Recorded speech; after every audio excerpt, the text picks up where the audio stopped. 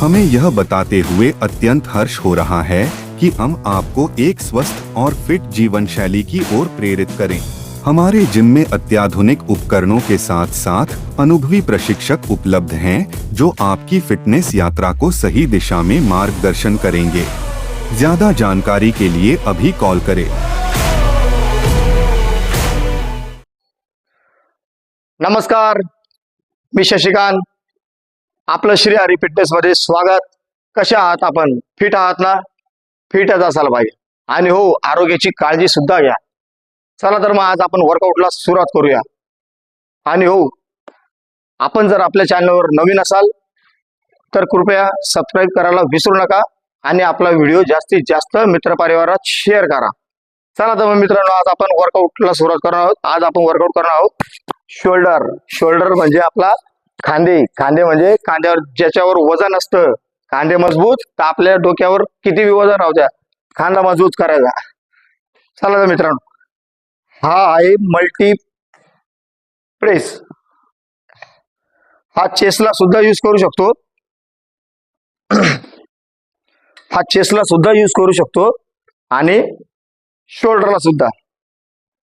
तर याला ऍडजस्ट, आता हा आहे चेस्ट प्रेसचा का, तर याला आता मी शोल्डरच्या लेवलला आणणार आहे।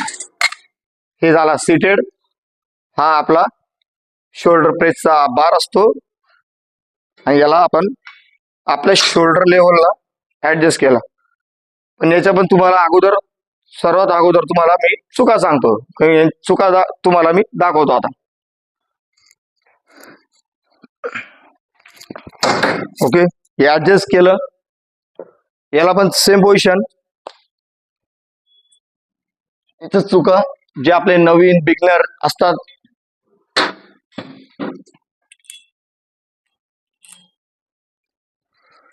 त्यांच्या याची ग्रिप सुद्धा सेम पोझिशन, एल्बो क्रॉस पकडतील, थोडे पुढेच बसतील आणि या चेस्टवर येऊन पुश करतील।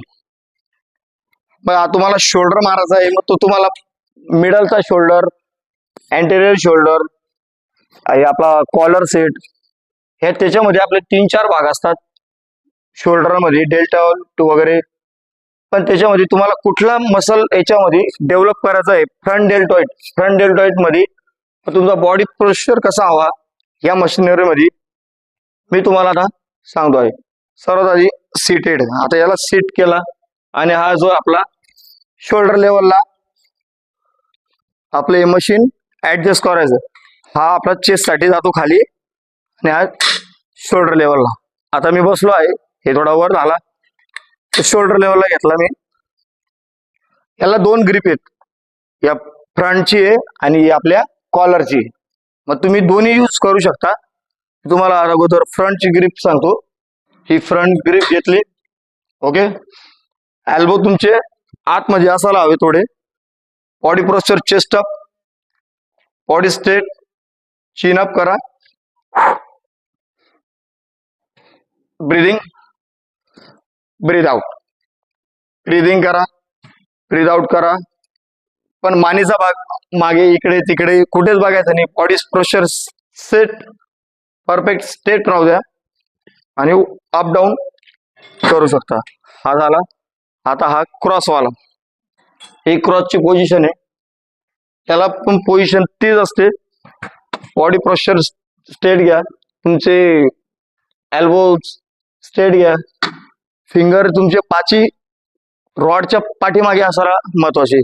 पामवर तुमचा हाताची पोझिशन पाहिजे, मान पूर्ण पाठीमागे टच, चेस्ट अप करा, शोल्डर लेवलला येऊ द्या, त्याला शोल्डर प्रेशर येईल या आपल्या भागापर्यंत, शोल्डर लेवलला येऊ द्यायचा। ब्रीद इन, ब्रीद आउट झाला, ब्रीदिंग, ब्रीद आउट करा, ब्रीदिंग, ब्रीद आउट आणि मानेचा भाग स्ट्रेट। आणि याचं बी तुम्ही, या आपल्या प्लेट आहेत, तुम्ही आता सुरुवातीला ही 4 किलोची प्लेट आहे, 8, 12, मग तुम्ही 15, 12, 10 हे सुरुवातीला तुम्ही असे रिपिटेशन मारू शकता। आणि जेव्हापर्यंत आपल्या मसलवर येत नाही तोपर्यंत तुम्ही ते मसल मारायचं सोडायचा नसतो। 3 सेट मारले तरच रेस्ट घ्यायचा असतो. पण आता मी बरेच बघतो, एक सेट मारला तिकडे गेले कुठे गप्पा मारायला लागून जाता गप्पा. तर माझं सांगणं तेच आहे तुम्हाला मित्रांनो, तुम्ही वर्कआउट कडे फोकस करा आणि वर्कआउट तुम्ही रोज करा आणि डेली वर्कआउट करा आणि मसल बनवा. चला तर मग मित्रांनो, तुर्तास इथे थांबूया. पुन्हा भेटूया पुढील वर्कआउट मध्ये. तोपर्यंत नमस्कार.